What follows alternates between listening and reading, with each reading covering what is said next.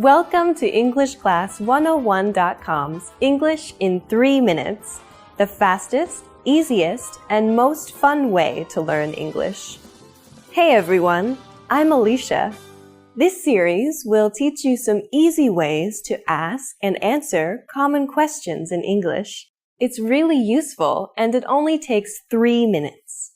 In this lesson, you're going to learn some new ways to ask someone, "What's your name?" including one that you can use when you have forgotten someone's name. Now, "What is your name?" was probably one of the first questions you learned when you started studying English.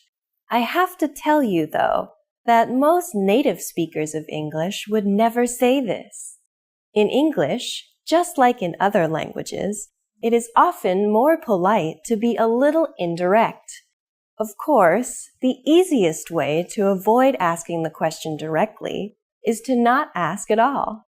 Just introduce yourself, and most people will respond by doing the same. When introducing yourself, simple is nearly always best. Just say, "Hi, I'm Alicia." To show that you want to know the other person's name, just add "and you" at the end. "Hi, I'm Alicia. And you?" "Hi, I'm Alicia. And you?" Just like before, take out my name, Alicia, and put your name in its place. After you say this, the other person will tell you his or her name. Okay, now let's talk about an embarrassing situation that happens to everybody. You have already met this person once before, but you have forgotten their name. The most polite thing to do in this situation is to apologize and ask again. There's a simple way to do this that's also polite. "I'm sorry, what was your name again?" "I'm sorry, what was your name again?" This sentence is very similar to "What's your name?" but it has 3 important differences. First, we say, "I'm sorry." A small apology can go a long way. After that, we say, "What was your name?" This is just like, "What is your name?" But instead of is, we use the past tense was. This is really important as it tells the other person that you remember meeting them. You haven't forgotten him or her. You have just forgotten the name. This little word makes all the difference. "I'm sorry. What was your name?" Finally, we add again to the end.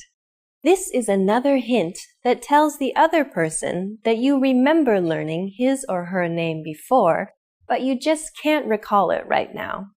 "I'm sorry. What was your name again?"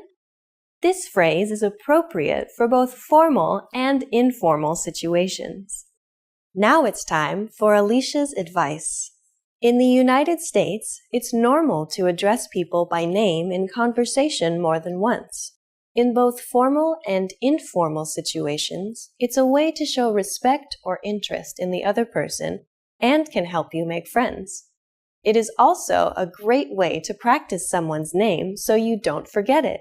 If you are talking to someone named Anne, for example, instead of just, "What do you do for fun?" you could say, "Anne, what do you do for fun?"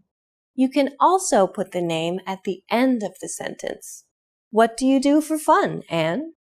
You don't want to say the person's name too often or it will sound a little strange.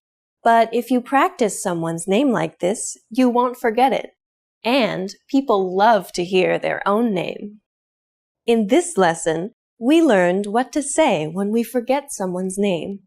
In the next lesson, you'll learn what to say when you want to get in touch with someone, whether by telephone, email, or even newer ways to communicate. What's your favorite?